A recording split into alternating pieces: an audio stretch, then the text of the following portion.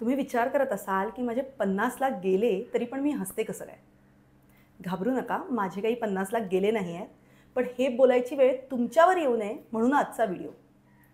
कारण आजकाल बरेच ऑनलाईन फ्रॉड्स होत आहेत, बँक अकाउंट हॅक होत आहेत, त्यामधून पैसेसुद्धा गायब होत आहेत. तर नक्की कुठल्या प्रकारचे ऑनलाईन फ्रॉड्स आहेत आणि त्यापासून स्वतःचं रक्षण कसं करायचं हे मी आजच्या व्हिडिओमध्ये डिटेलमध्ये सांगणार आहे. त्यामुळे हा व्हिडिओ पूर्ण बघा.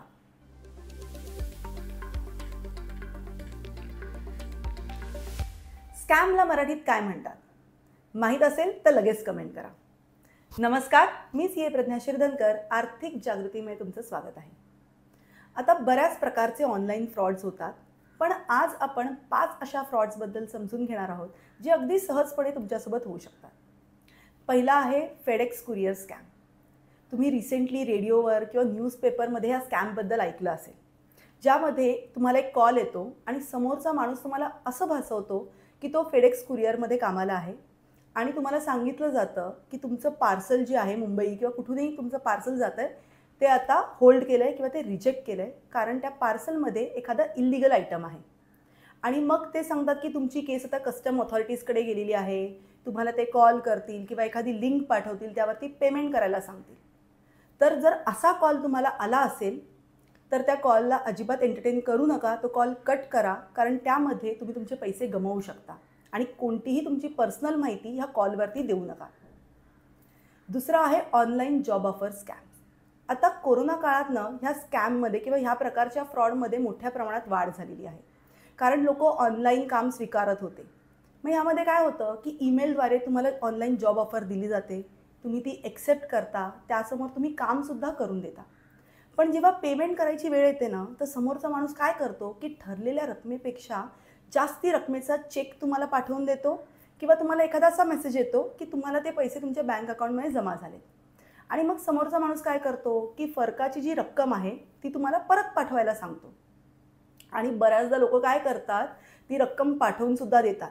मग तो चेक बरोबर आहे की नाही, मेसेज खरा आहे की नाही हे न तपासता ती रक्कम पाठवतात.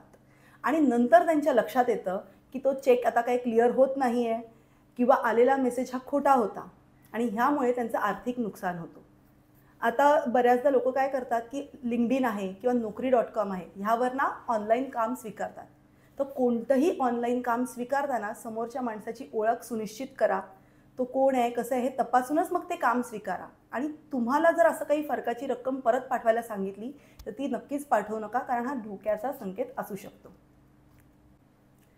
तिसरं आहे मेसेजिंग स्कॅम. आता मेसेजिंग स्कॅम्सला स्मिशिंगसुद्धा म्हणतात. ह्यामध्ये तुम्हाला एक मेसेज येतो ज्यामध्ये तुमचं बँक अकाउंट बंद झालं आहे किंवा डेबिट कार्ड अपडेट करायचं आहे किंवा ते ब्लॉक होणार आहे किंवा तुम्हाला एखादी लॉटरी लागली आहे, असे तुम्हाला मेसेजेस येतात. हे मेसेजेस तुम्हाला व्हॉट्सॲप किंवा फेसबुक मेसेंजरवर सुद्धा येऊ शकतात. मग त्यामध्ये ना तुम्हाला एक लिंक दिली जाते, त्या लिंकला क्लिक करायला सांगतात की ते प्राईज मनी क्लेम करण्यासाठी किंवा बँक अकाउंट बंद होण्यापासून टाळण्यासाठी लिंक दिली जाते. आणि तुम्ही OTP वगैरे टाकलात ना तर तुमच्या बँक अकाउंटमधनं पैसेसुद्धा वजा होऊ शकतात.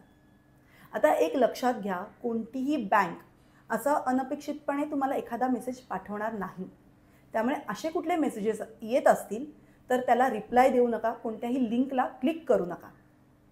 चौथा आहे ऑनलाईन शॉपिंग स्कॅम. आता तुम्हाला ॲमेझॉन किंवा फ्लिपकार्टसारखे ई-कॉमर्स प्लॅटफॉर्म्स माहिती आहेत. तर लोक काय करतात की त्याच प्लॅटफॉर्मसारख्या एक साध्या बेसिक ई-कॉमर्स वेबसाईट बनवतात, ज्यावरती महागडे प्रॉडक्ट्स आहेत किंवा ब्रँडेड कपडे आहेत, इलेक्ट्रॉनिक गॅजेट्स आहेत, हे कमी किमतीत ते डिस्प्ले करतात. मग आपल्याला वाटतं की हे महागडे प्रॉडक्ट्स आता कमी किमतीत मिळतात, तर आपण त्या वेबसाईटवरनं ऑर्डर प्लेस करतो. पण डिलिव्हरीच्या वेळेस तेच प्रॉडक्ट डिलिव्हर होत नाहीत किंवा एकदम बेसिक प्रॉडक्ट्स डिलिव्हर केले जातात. आणि ह्या वेबसाईट्सला रिटर्न पॉलिसीसुद्धा नसते, त्यामुळे तुमच्यासोबत हा स्कॅम होऊ शकतो. त्यामुळे कोणत्याही वेबसाईटवरनं किंवा कुठल्याही नवीन वेबसाईटवरनं ऑर्डर करताना पहिले चेक करा की त्याला रिटर्न पॉलिसी आहे की नाही, नाहीतर तुमच्यासोबत हा स्कॅम होऊ शकतो. आता पाचवा आहे रिपेअर स्कॅम. ह्यामध्ये काय होतं की तुम्हाला एक कॉल येतो ज्याच्यात समोरचा माणूस तुम्हाला सांगतो की तो तुमच्या कम्प्युटरमधले प्रॉब्लेम्स रिपेअर करून देईल. प्रॉब्लेम्स जसं की तो कम्प्युटर स्लो चालू आहे किंवा सारखा हँग होतो आहे, आणि हे सॉल्व्ह करण्यासाठी ते तुमच्या कम्प्युटरचा रिमोट ॲक्सेस मागतात. मग अशा वेळेस ते तुम्हाला एक लिंक पाठवता, त्या लिंकला क्लिक करून तुम्ही समोरच्याला त्याचा रिमोट ॲक्सेस देता. मग तो समोरचा काय करू शकतो, तर तुमच्या कम्प्युटरमधला जो काही डेटा आहे तो ते हॅक करू शकतात आणि त्याच्या बदल्यात तुमच्याकडे पैसेसुद्धा मागू शकतात. त्यामुळे शक्यतो कोणालाही किंवा कोणाची ओळख सुनिश्चित करूनच त्याला ॲक्सेस द्या, अन्यथा कोणालाही तुमच्या कम्प्युटरचा रिमोट ॲक्सेस देऊ नका.